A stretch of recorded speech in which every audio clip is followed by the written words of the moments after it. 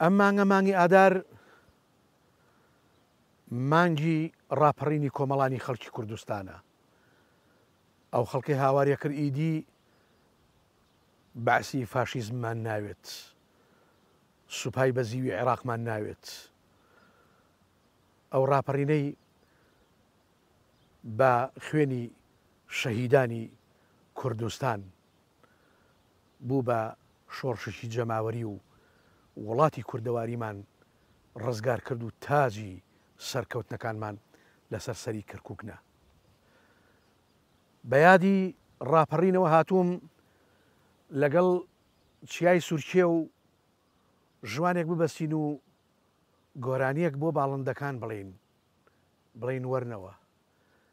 هاتووم لەگەڵ لەرێ، لەگەڵ تالێر، لەگەڵ هەڵوان هاتووم گۆرانی بۆ چەم و کانیاوە خنکاوەکان ئەڵێمەوە کە پۆستاڵەکان چاویان کوێر کرد.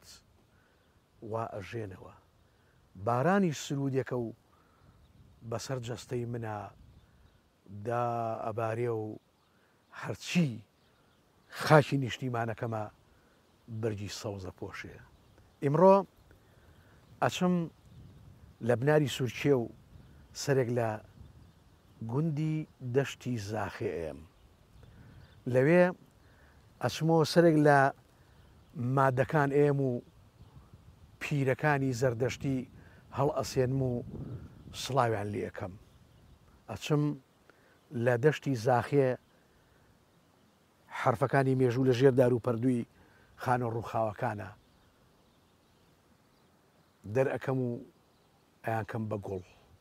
وەرن بابێکەوە بچین بۆ گوندی دەشتی زاخێ کە پایتەختەکان نۆڕکە لە بناری سوورچێ و لە ناحەی باسنەیە لە ناوچەی سیوەیل لە شارباژێ ڕەجوانەکەی کورد و کوردستان.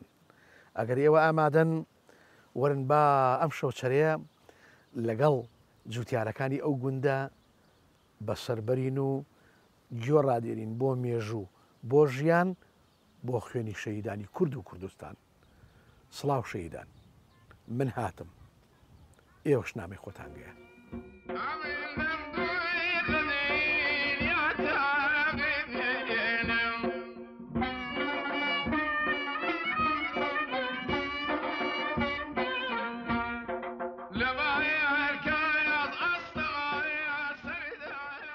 چوارتا مەڵبەندی قەزای شارباژێڕە و 1128 مەتر لە ئاستی ڕووی دەریاوە بەرزە و شاخەڵان و دەشت و دۆڵ و گردۆڵکەی زۆرە و ڕووبەری قەزای شارباژێر 2138 کیلۆمەتر چوارگۆشەیە. لە ساڵی 2015 بەدواوە ئەم ڕووبەرە بچوو کرایە بوو بە 1186 کیلۆمەتر چوارگۆشە.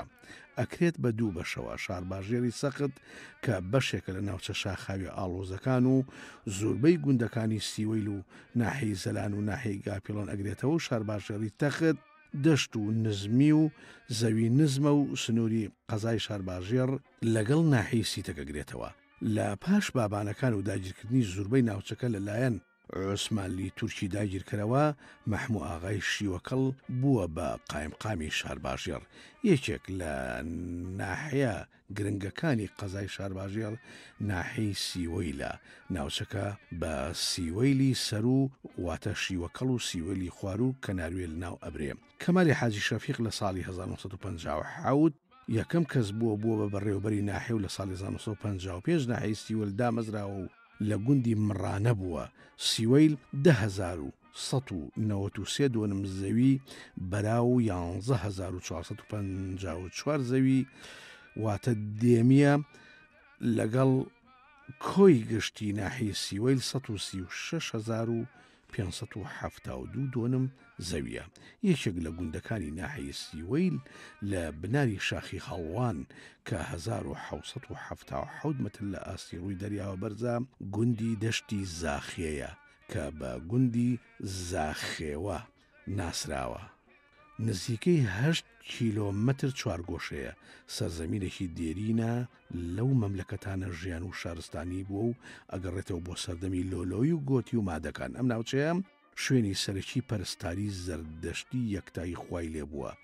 ئاشی گەوران و ئەشکەوتە گەورە یان ئەشکەوتی گەبری زەردەشتیان زینانی ئارەوان و پیرەکان پاشماوەی ئەو مێژووە مەزنن، بەڵام تا ئێستا لە ژێردار و پردوایە و هیچ حرفێکی لێ نەهاتوۆتە دەر. یونوسی لالۆ ڕەحمانی زاخێ بڕێزانیاریمان بۆ پشڕاز دەکاتەوە. بابچینە خزمەتی و سڵاو لە حازیری بکەین و ئەوجا لێی پرسین. لالی یونس، ئەم وڵاتێکی ئێستا من و توێتی دانیشتوین، مێژوگەی گەڕێتەوە بۆ لۆلۆیەکان و گۆتیەکان و اینجا پاشان مادەکان ئەگەڕێتەوە. بڕێ پیری لێرە ئێوە پێڵێن شەخص، لەوانە کام پیرانن؟ شخصمان هەیە پیربەچکە، پیرەلاسمان هەیە، پیرەمەندمان هەیە، بەس پیرەمەند لێرە نییە. ئای لەکوایە؟ لەو دیومانەوەی. بەڵام پیرەچکۆلەشتان هەیە لە ئەهڵوژان؟ پیرەچکۆلەشمان هەیە لە هەڵوژێ. وانە؟ ئەمانە هەیە، کەواتە ئەمانە ئەگەڕێنەوە بۆ سەردەمی زەردەشتەکانی مادەکان. واتە ئێرە مەملەکەتێکی گەورە بۆ ژیانی تیا بووە، ژیانی تیا بوو. باشە، ئەوجا بێنە سەر شوێنەوارەکانی گوندی دەشتی زاخێ. لێرە ئەوەی من هەستم کردبێکەوە ئاشەکەی پێڵن ئاشی گاوران، هی سەردەمی زەردەشتەکانە. هەیە. لەکوایە؟ ئەوەتە لەم چەمە. ئەڵێن شاخی بۆڵ کۆڵراوە، شاخێکە تقریبان بە درێژی درۆم نەکردبێ 20 مەترێک 15 مەترێکە بێ هەر بڕاوە شاخەکە بڕیوە، شاکان تاشیوە بڕیوانە. حەفرێکی گەورەیان بۆ کردووە تقریبان وەکو جۆگەی ئاشەکە بووە، وەکو جۆگەی ئاشەکە بووە. ڕاستەکەی ئەی ئەشکەوتە گەورە، ئەشکەوتە گەورەمان هەیەوەتە لەم بارستەیە ئالێرا ئەو بارستی ئەوێ، ئەو بارستی ئەوەیە. ئەو ئەشکەوتێکی زۆر گەورەیە، تقریبان لەوانەیە بڵێم جێگەی ئێستا ماڵیاتی تایە، جێگەی 200 ماڵیا دەبێت. کەسی تیا ژیا بوو ئاوارە بێ بە سەردەمی ئەوەی کە من بەبیرم بێ بەڵێ لە ساڵی 83 ئەم کە حکوومەتی ئێران هاتە ئەم منتیقەیە، حربی عێراق ئێران بوو. ئێمە ئەوە جەنجی ئێران و عێراق بوو، ئێمە بەشدار نەبووین تایە، بەڵام ماڵی ئێمەیان وێران کرد. هاتن لێ چەند ماڵی تیاژیان؟ 22 ماڵ بوو، شتێکی وا بوو. مانیەک لەو ئەشکەوتانە من بوو خۆم دەوانە کە ئەو وەختە عەسکەری فیلار بوو. زینانی عارەبان لەکوایە؟ زینانی عارەبان ئەوتە لەو بەرەوە لێرەوە دیارە. ئەوە چییە؟ ئەوە زیندانەکە وەڵاهی کەم بینی بێتم، شاخێکی گەورەیە و بڕاوە کونێکی گەورەی تایە. ئەوە ئەگەرێتەوە بە سەردەمی زەردەشتەکان، کەواتە زۆر باش بۆی سەلمان دین کامە سەردەمی مادەکانە. باشە، هی عارەبان نییە، ئارەبان. باشە، شەخصی ناباڵقان؟ شخصی نەباقمان هەیە، هەر لێرەوە دیارە، ئەو شانێکە لێرەوە دیارە، کەشان شوێنی کەمان لێ دیار نییە. ئەوەی شخصێکی وەکو شەخص نییە، بەس قەبری لێ قەبری بچوو، قەبرەکان بچووکە. ئێستا تێگەشتم مناڵی ناباڵق بۆ لێ ناشتیانە، ڕاست دەفەرمووین. باشە، ئەو جابێنە سەر 200 بۆ 250 ساڵێ بەر لە ئێستا. ئەڵێن دەشتی زاخێ شوانکاری لێ بووە. بەڵێ لێ بووە. لەکووە؟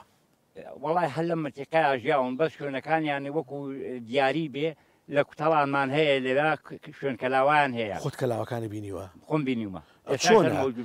ئەڵێن جێخانەکە لە عەرزیان بڕیوە؟ لە عەرزادان بڕیوە، تقریبان بە چاڵایی ئێستاش ماوە، لەوانەیە مەترێکی چاڵایی ماوێ. بانەبوویان بۆ کردووە؟ بانەبوویان بۆ کردووە. باشە، ئەڵێن بەردی گەورەی لێیە؟ بەردی گەورەیان داناوە، پاردەیان دروست کردووە. ینی ئەگەر ئەو پاردەیە کە ئەو بەردانی کە ئێستا دانراوە لە قوتی زەلامان نییە، ئەوانە لە قوتی زەلامی ئێستا نییە. یعنی ئەوە چەند ماڵێکە بێت، چەند خانوویەکە بێت کە دروست کراوە؟ تقریبان 15.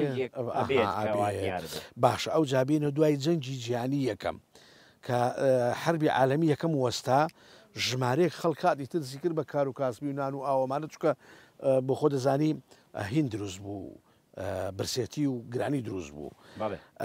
ئەڵێ خولەی مام خەیری هاتوۆتە ئێرە، مام خێر. ئەمە ڕاستە؟ لەگەڵ چیا بوو؟ وەڵاهی ئەوە تەمان بە سەردەمی ئێمە نەبووە. ئەزانم قوربان، ئەزانم باسیەکەن.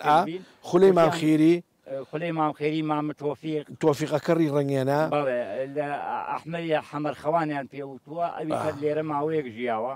ئەوجا مامە سەعەی مەولوو لە نۆرکەوە هاتووە، چوو بەلای ئەوان. مامە سەعەی مەولوو لە نۆرکەوە هاتووەتە خوارەوە بۆ ئێرە کە باپیرەی منەکات. بۆ زراعی هاتووە یا بۆ نیوەکار؟ بۆ نیوەکار، بۆ نیوەکاری.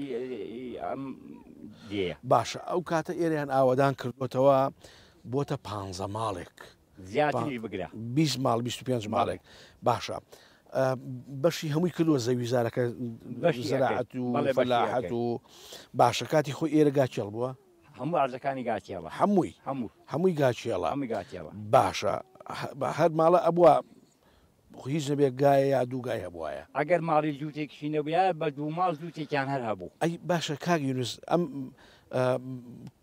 کەرەسەی جووتکردن و ئەمانە لە جۆپەیاکرا وڵای ئەو کەرەسەی هەر بۆ خۆمان دروستمانە کرد من مانێکم هەبوو بەڕەحمەت بێ نەماوە بەڕەحمەت بێ ئەو مامەم دروستی ئەکرێ ئەوە هەپەیە ئەوە نیرە هەوژار و ئامور و ئەم شتانەی دروست دەکرد بۆ خۆی بۆ خۆی لێرە دروستیە کرد بەخۆی دروستیە کرد لێرە کەڵەمە ئەوەی کە ملی گاکەی پێ بەس باشە کەواتە هەچ کەسەوە بۆ خۆی شتی خۆی دروست کردووە ئەحمەی مامەسەعەل لێرانن وەستا بووە وەستای دارتاژ بوو ئەڵێ ساچ مەزەریشی دروست کردووە دارەکەی بۆ دروست دەکرد بەس لوولەکەی تاوان ئەگویا لە شوێنی کەوە پاتایە ئێرە کاروانە ڕێ بووە واتە کاروان سەرا بووە باشە لە کۆکیەوە لێرە ئۆڕۆشن بۆ سلێمانی و قوربان لە سوورەبانەوە سوورەبان نۆڕک بۆسکان نەڕەسوو هەتا سیری لێرەوە هات لێرەوە لەم چەما پردێکی لێ بوو پردێ و ڕەحماناغای ڕەحمەتی خوا ئافریقا کرد بوو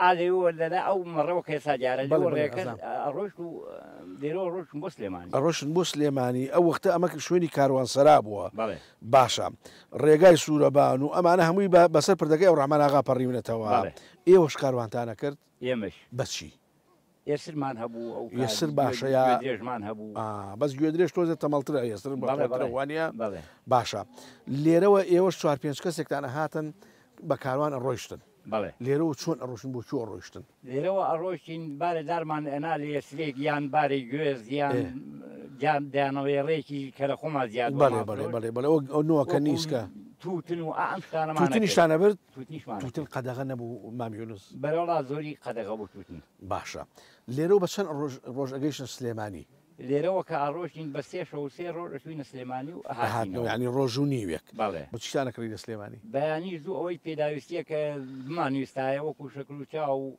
هەر بە زۆر شەکروچامانە کڕی وەکو ڕۆن و برنج قاپە نەوتی شتانە کرد بە یان هەتا وەختی قاب بە قابمان هێنا بەس وەختی وا بوو بە تەنەکەشمان هێنا تەنەکەی سەرمۆر هەبوو وانە باشە ئەکە ئیتر ئەگەڕانەوە هاتنەوە بۆ ئێرە ئەی نوقڵێ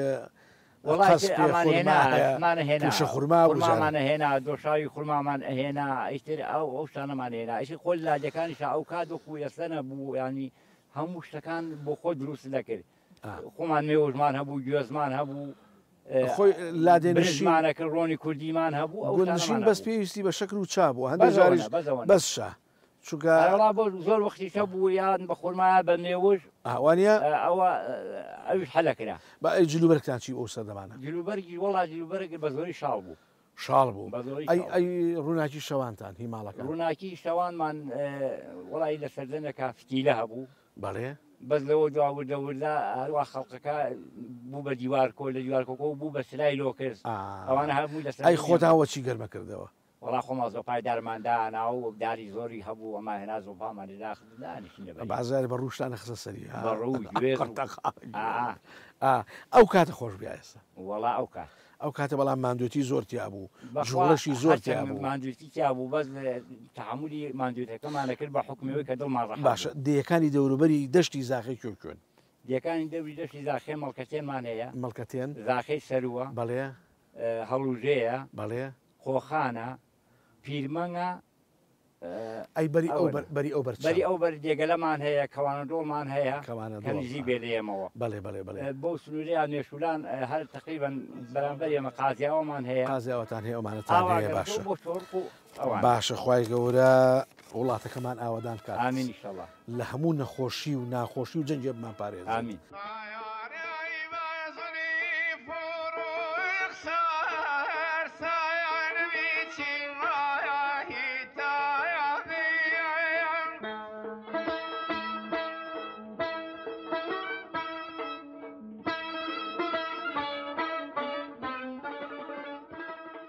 گوندە کۆنەکە و گوندی سەرەکی دەشتی زاخێ ئەوە گوندی زاخەیە کە 1940 متر لە ئاستی ڕووی دەریاوە بەرزە چەمی قۆخێ و چەمی زاخێ و چەمی گەورە بە سنووری گوندی دەشتی زاخێدا تێئەپەڕن.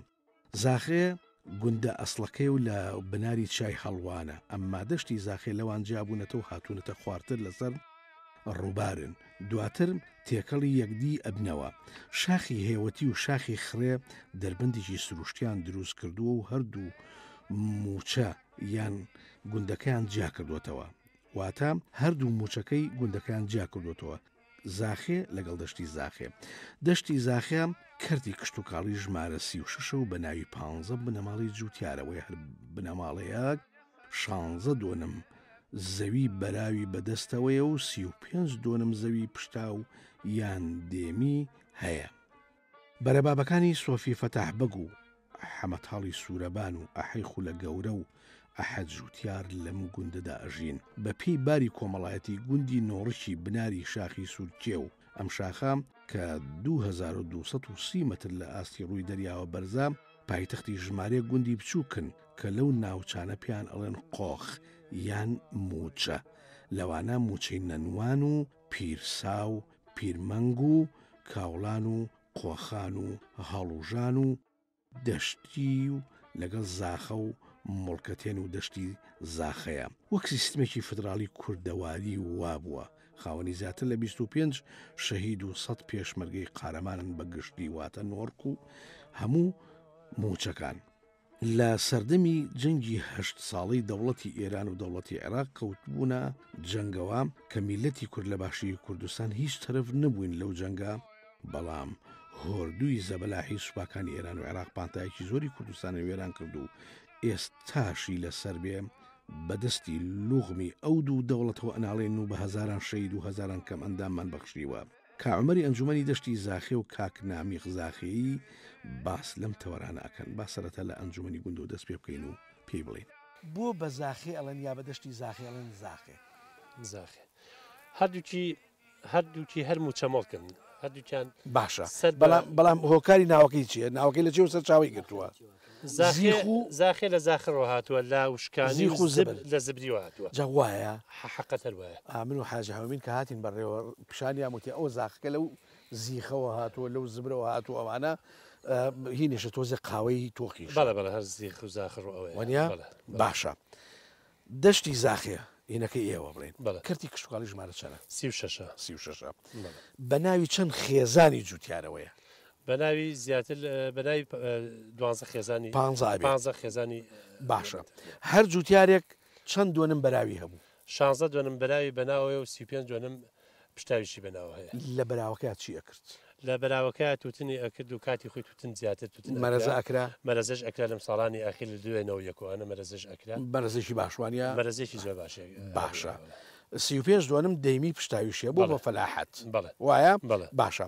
سێ چەم بە ناو دەشتی زاخۆ بە نزیکی زاخۆی ئاڕۆن. ئەو چەمانە کامانن.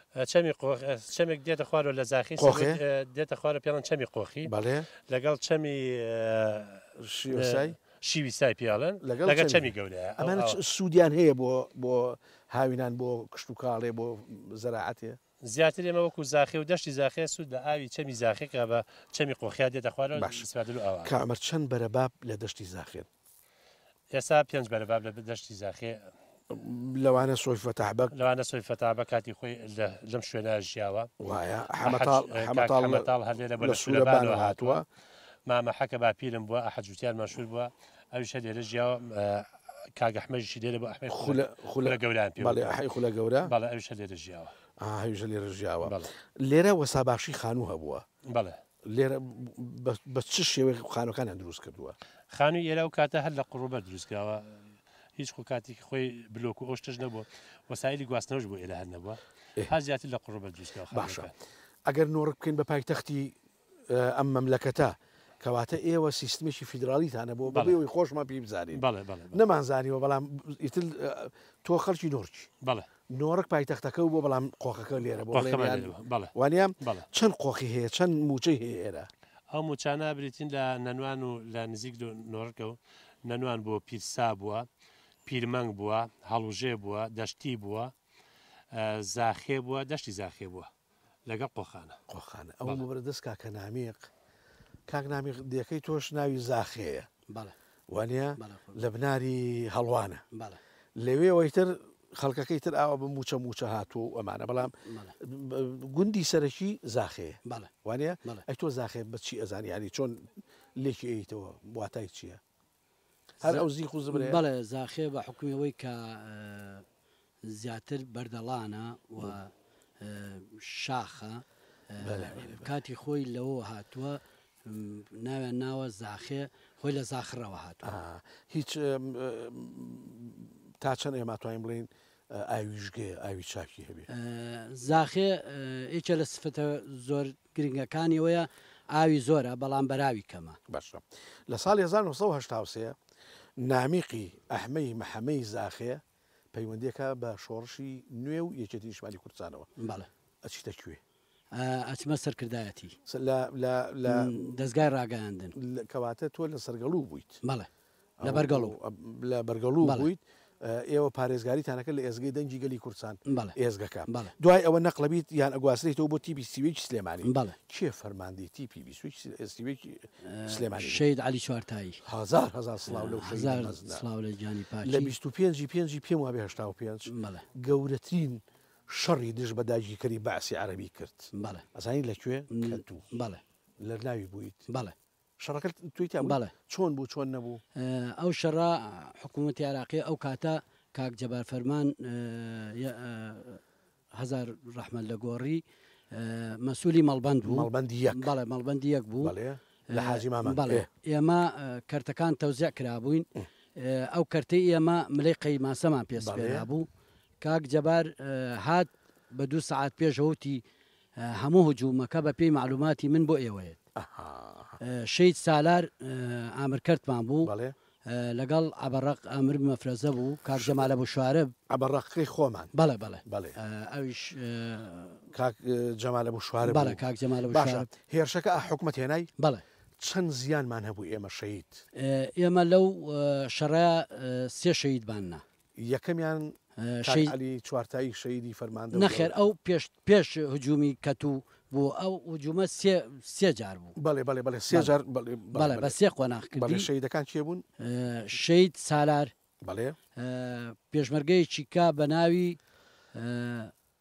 کرمانج سڵاوی لێبێ هزار سڵاوی لێبێ ناوی ئەو شەیدەی کەم بیر چۆتەوە بەدا سڵاو لەو شەیدە گوم ناوە باشە 3 شەیدەمانە باشە لە نۆر کە ئەکاتە پایتەختی ئێوە و موچەکان هەژ موچەتان هەیە کاک عومەر پێیوتم بەڵێ چەند شەهیدی مەزنی یەکێتی نیشتمانی کوردستانتانی 23 یا 22 23 شەیدمان 23 شەیدان لەوانە شەید تەهایە شەید سەرکەوتە شەید ڕەزایە قادر نۆرچیە و شەید عومەر نۆرچیە و شەید سۆرانە و شەید کاو و شەید محەمە و 22 23 شەید یەکێتی نیشتمانی کوردستانتان هەیە وایە اینجا ئێستا بە کاک یونس موت قبلێکم بینی لەسەر ئەو هێناوتی ئەوە ئەلغام شەید بەڵێ کەواتە ئەلغامتان زۆرە ئێوە ئێمە ڕەتڵی ئەلغامی ئێران هەیە ئەو ڕەتە ئەلغامە کاتی خۆی منتیقەکە بەدەست ئێرانەوە بوو لە حربی ئێران و عێراقا ئێرە هێڵی تەماس بوو لەبینی ئێران و عێراقا چەند شەیدانەیە ئەلغام شەیدی ئەلغام ئەوە چۆرکی ئەو خەڵکی گوندی چۆرکە ئەوەی کاک یونس بەڵێ ئەوە چۆرچیە لە کاتی ڕۆکەیە لەسەرەوە لە زاخەی سەر و 2 شەیدی ئەلغاممان هەیە شەیدی ئەلغامتان هەیە ئەفو بوو سیانمان هەیە بەڵێ خۆشە دوازم 2 جار کیمیاوی لیاوی وایە باشە لە شەڕەکانی دش بە چەتە بێ ناموسەکانی داعش بەرگریتان کرد بەشداریتان کرد شەیدتان نا بەڵێ شەیدماننا 2 شەیدتان ناوەشیان بران کاک عومەر بەڵێ 2 شەید شەید ڕەحیم و شەید ڕەفیق وایە شەید عوسمان بەڵێ هەزار سڵاویان لێبێت باشە چەند پێشمەرگەتانێ بە کۆی گشتی زیاد لە 100 پێشمەرگەمان هەیە ئێستا لە ناوی پێشمەرگەکەی ئێوە هی نۆرک و موچەکانی هی زاخێ و دەشتی زاخێ سڵاو لە تۆش کە پێشمەرگەی قارەمانی یەکێتی بوویت زۆر سپاس بۆ هەمووتان و سڵاو لە پێشمەرگەکانتان و سڵاو لە شەیدە مەزنەکانتان جەنابیشت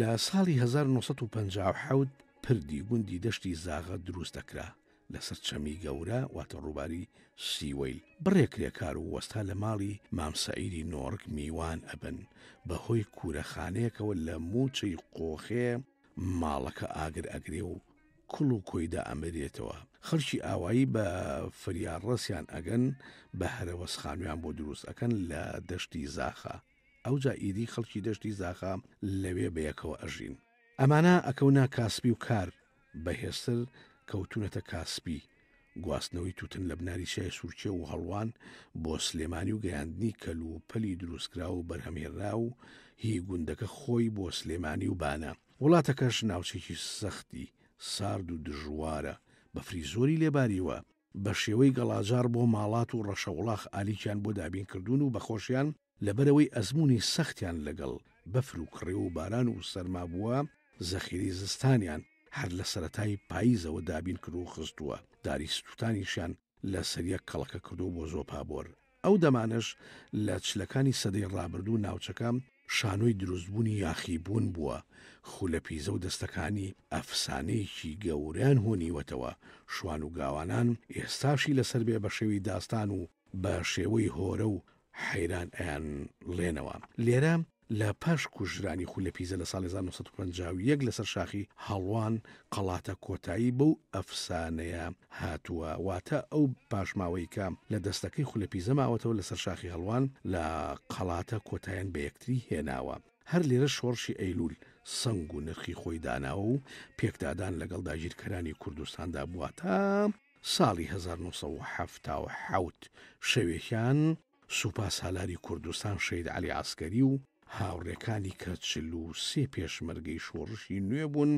لە چوارچێوەی حیزبە نوێیە شکۆمەندەکەی مامی گەورەی کورد ئەندازیاری ڕاپەڕین و شۆڕشی نوێ و ئاشتی و تەبایی و پێکەوە ژیان مامجەلال دێتە ماڵی مام ئەو ڕەحمانی دەشتی زاغێ و مژدەی شۆڕشدا بۆ خەڵکە و ئەوانیش بەبێ دوودڵی و بێوەستان پشتیوانی خۆیان بۆ شۆڕش ڕائەگەێن و مامجەلاریش بەسەر کردە و بە مەزنی خۆیان ئەزان و پێشمەرگەش بە کەسی خۆیان دانێن مامە حەمومینی نۆڕک پیاوە بەڕێز و خانەدانەکەی بناری سوورچێ و لە گوندی نۆڕک کار ڕێخستنی شەید عەلی عەسکەری بووە لەگەڵم دانیشتووە بابی دێن و سەرەتا لە ماڵ سووتانەکەی ساڵی 57ەوە دەست پێ بکەین و بیخینەوە بیری 64 ساڵ بەر لە ئێستا بەڵێ خانۆکەتان سووتە میوانیشتان هەبوو ئەرەوەڵا میوان ئەرەوەڵا ئەم پردێ و ڕەحمانەکان دروستە کرد هەمویان هاتبوونەوە ئێ لە ماڵی ئێمە بوو باوکە داوەتی کردبوون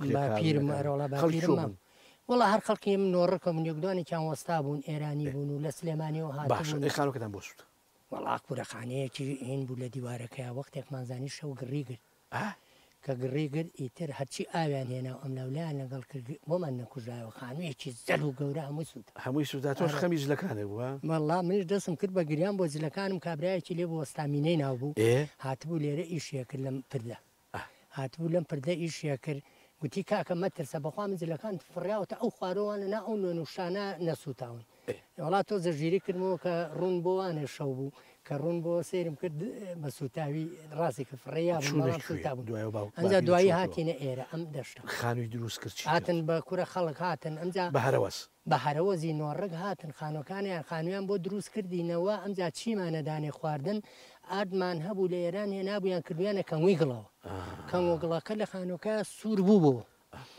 ئاردەکەەوە خۆڵی لاتە بوو ئان کردەوە بەنان بە قورعانەوەمانە خوارد ئەومان نابوو ئاردەستاوە باشە ئەی کەواتە گەن مشتان هەبوو لە ئەتان کردە باڕاش ئەچون بۆ کوێ ئەچون بۆم ئاشانە لە سوورەبان ئاشی لێ بوو لە نۆڕک ئەو سایە لێ بوو جاریش لێ کا هەمومین جاری وا هەبوو کە شەو لێ بینیتەوە سەرە بگری ئارە وەڵا جاری وا بە دوو ڕۆژا بەرە دەکەم هینەکە ئاشەوانەکە چیە بوو ئاشەوانەکە وەڵا ئەوەی کە من چاک لەبیرمێ ئەمە شەخی کەوانە دۆڵ بوو شەغنووری و ئەوانە بوونی کەوانە دۆڵ ئی سوورەبانیش کوڕێکی چەمەکی بوو ساڵحینەوە مزە بوو ئەرە وەڵا قاپێکیان دانا و پیانە گوو مزەکە قاپێ بوو ئەو قاپە ئیتر مەسەر چەند تەنەکە بوو ئەوەنە قاپی لێ هەڵەگرت باشە ژیانی ئێوە هی گوندشینەکان هەمووی کوێرەوەری و هەمووی بەسە زمانی دوو هێستر هەبوو بەکرێ ئەچووی بە ئەرتەبر بۆ ئەرەوەڵا ئێسرمانە بووتنە بردووە ئەرە وەڵا بارە تووتنم بار کردو بۆ کەڵەکان بە دینار و ڕۆبعێک دینار ڕبعێکی سویسری دینار و ڕبعێکی ئەو سای سویسریەرە بەخوا بردوومەتە کەڵەکەن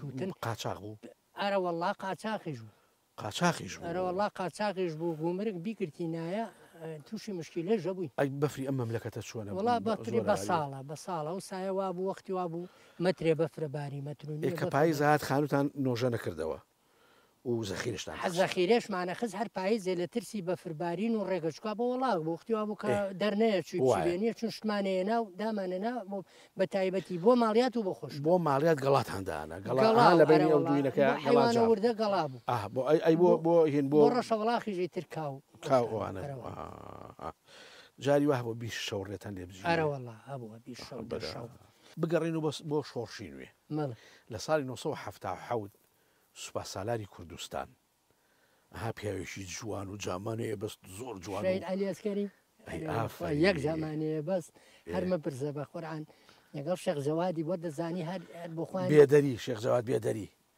نازانم خەڵکی بە هەر قەومی خۆی بوو بەڵام من چکات تێکەڵیان بوو باش کە شەو هاتنە ئێرە پێم وابێ لە ماڵی باوکی ئەو ماڵی حاجە و ڕەحمان بوون بەڵێ وایە چلوسێ کە شتێکی دانی ئەو چلوسێ بەڵا حاجە و ڕەحمان لای هێش بۆی شوێنێ بچ ئەوانی بۆ سەر بڕین و ئەرەوە ئای باشە تۆ کەی بووی بە ڕێخستنی شەید عەلی عەسکەری ئەو سایە تەقریبان مانگە دوان لەو پێش بووم بە ڕێخستنی ئەو لە پێشەوە هاتە ئەم منتیقەیە بانی کردین لەگەڵ یەک دوو زەلامی کە وتیان چێتان نەتوان ئیشمان لەگەڵ خەڵکتمە نەتوانمە ئەنی کەوتیانێمە ناوێرین ئیتر هیچ ناویشیان بۆ دانای گۆیش من نامە دەبر بۆ بناری سوورەوەی بۆ ئەو نامم بۆ لێرە و باشە لە ساڵی هەفتاهەشت لە کارەساتی کاری کە شەید بوو چەند خەفەتی خوارد وەڵڵا نازام گریام ئەوە نەم دەسەڵات بوو گریام کوتیانە ئەبێ بە چەکی قورسیش بکوژرێ ئەوەم بیست بۆ نامێرکەی لەسەر باشە لە ساڵی 1970 حکوومەتی داگیرکەری باسی عەرەبی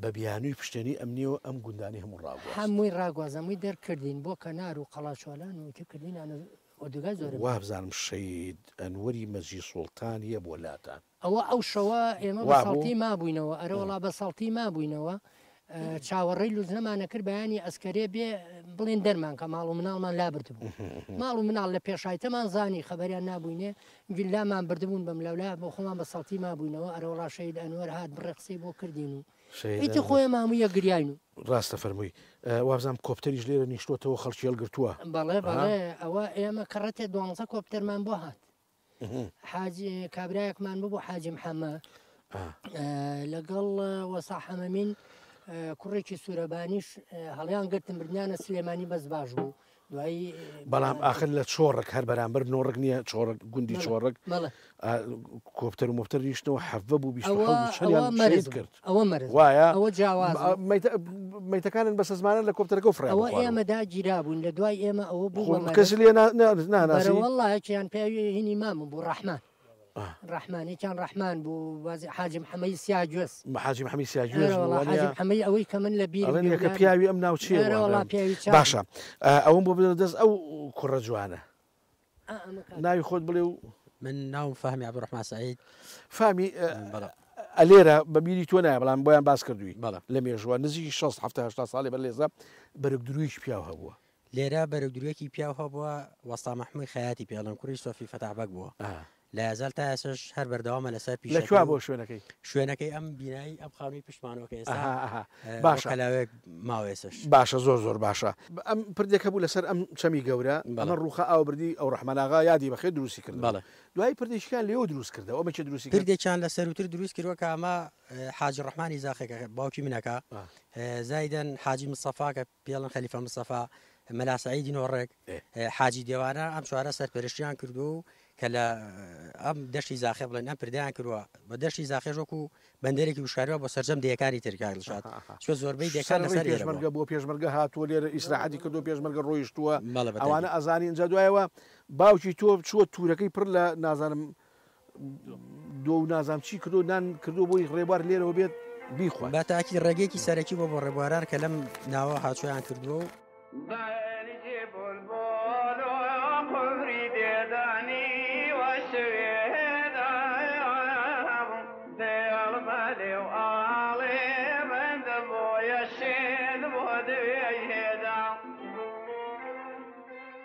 لە مانگی 1970 دوو خێزانی دوو گوند هەر لەو ناوچەی شارباژێر و لەو ناوچەی سیوەیلا ژن بە ژنەکەن. ئاڵتون کیژێکە کە خەڵکی گوندی شێخەڵمارێنە ئەدرێت بە یونس کە خەڵکی گوندی دەشتی زاخەیە. نەزیرەی خوشکی یونسیش بۆ حەمۆمینی برای ئاڵتونە. ئیدی تەداروک ئەپێچنەوە و ماینێک بۆ بووک. دوو ئێستریش جیهازی بووکێ باوڵی تەنەکەی پڕ لە جلوبەرگ و ملیزیوی نەبێت. خەبەرێن بە یەکتری هەریەکە و بووکی خۆی بەڕێ ئەخات لە گوندەکانی خۆیانەوە لە تەک بڕێ قەومی خۆی و تفەنگچی لێک کاتدا هەردوو بووک ئەگەنە شەخصی غەریبان و زاوای دەشتی زاخێ ئاڵتون ئەهێنێ بۆ گوند و لە پێشیشەوە ئاوێنەیەکی گەوریان هەڵگرتووە بۆ ئەوەی خۆی ببینێ بووکەکە. لێرە شای و لۆغان بووە. موچەکانی نۆڕک بانگ کرابوو بە گشتی چێشت و گۆشتێکی خۆش بە منجەڵی مس لەسەردار بەڕووی بۆن خۆش بە قاوەڵی کرابوو. برام بێ ئەوە بڵێ لە ماڵە خەزوور کە حاجی و ڕەحمانی زاخێ بوو پیاوێکی مرد و ناسرای و ناوچەکە بووە هەتا بڵێ سەغی تەبیعات مرد و خزمەتکاری پێشمەرگە و کۆمەڵانی خەڵکی کوردستان بووە. لێرە ژیان دروست ئەکەن. پاشی 9 مانگ لە مانگی 1970 حکوومەتی داگیرکەری باسی عەرەبی فاشیزم بە بیانووی پشتێنەی ئەمنی جێبەجێکردنی بەندەکانی ڕێکەوتنی جەزائیری نێوان شای گۆڕبەگۆڕی ئێران و سەدامی گۆڕبەگۆڕی عێراق و بە نێوەنگیری هەواری بۆ میدیەنی گۆڕبەگۆڕی جەزائیر ئەیان گوێزنەوە. بووکی 9 مانگ لە زیندانی مجەمەعی بێکار و کاسبی و هەناسە ساردی ئەخزێنن. دادە ئاڵتون و پورە ئامینم لەگەڵ دانیشتون فەرمون بە دەمەتەقی ئەو دەمانە بکەین و سەرەتا بە دادە ئاڵتون بڵین.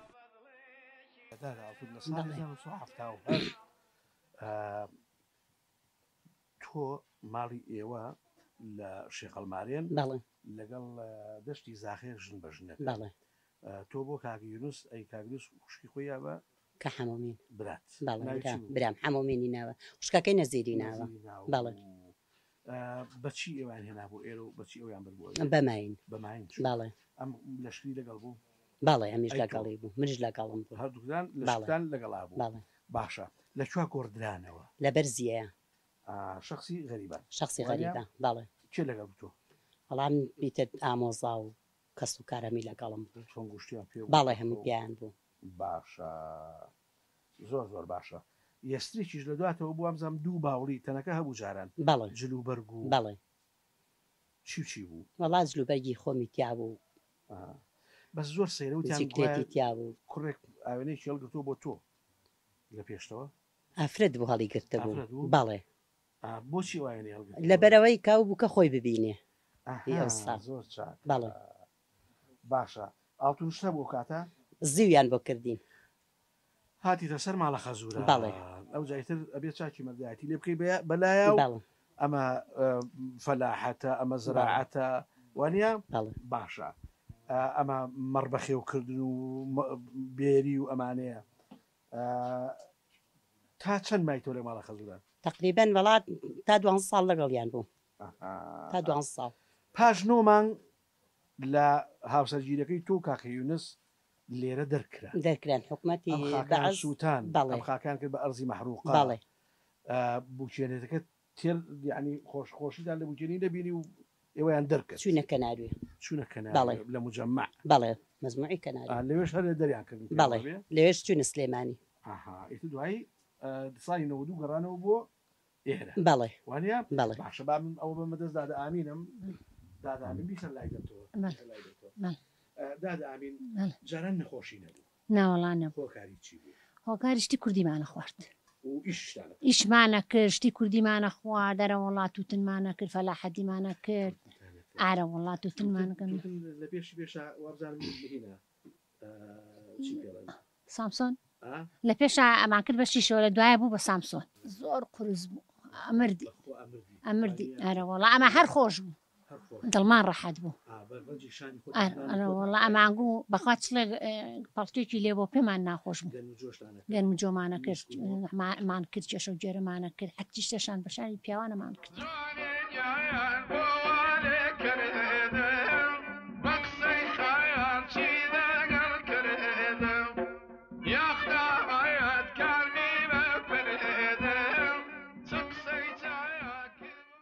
سورکێ و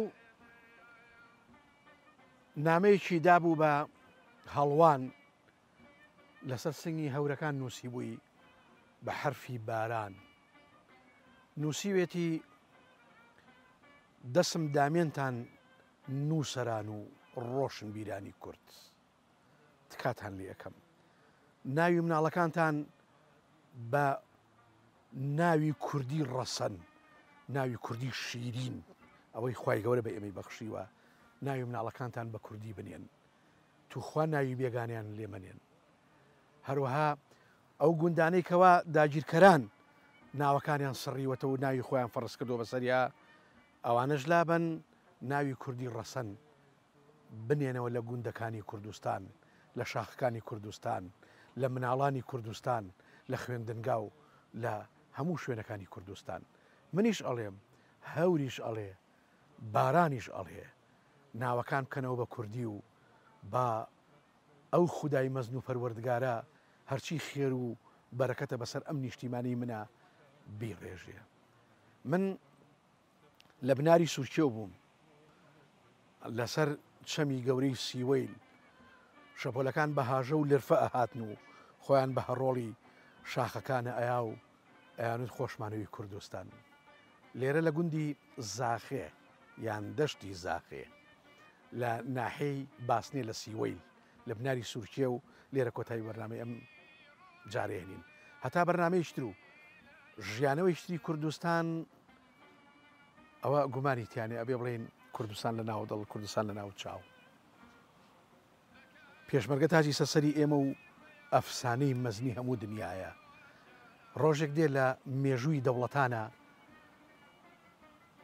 بە مناڵانی وڵاتانی دنیا ئاشناکەن کە پێشمەرگە ئەفسانە بوو و دێوێکی گەورەی ناوی داعش بۆ ڕووخانوێتی سڵاو شەهیدانی کورد و کوردستان ئەنفال کراوان چیمیا باران شەهید کراوان سەری تەعزیمتان بۆ دانەوێنم سڵاوتان لێ ئەەکەم ئێوە نەبن ئێمە هیچ نین ئێوە بە خوێنی خۆتان کوردستانی منتان ئازاد کرد کەواتە سڵاو باوە گوڕگۆڕ سڵاو خورمات و سڵاو حەمرین سێ گۆشەکەی دڵی من و دڵی کوردستان خوا حەفیز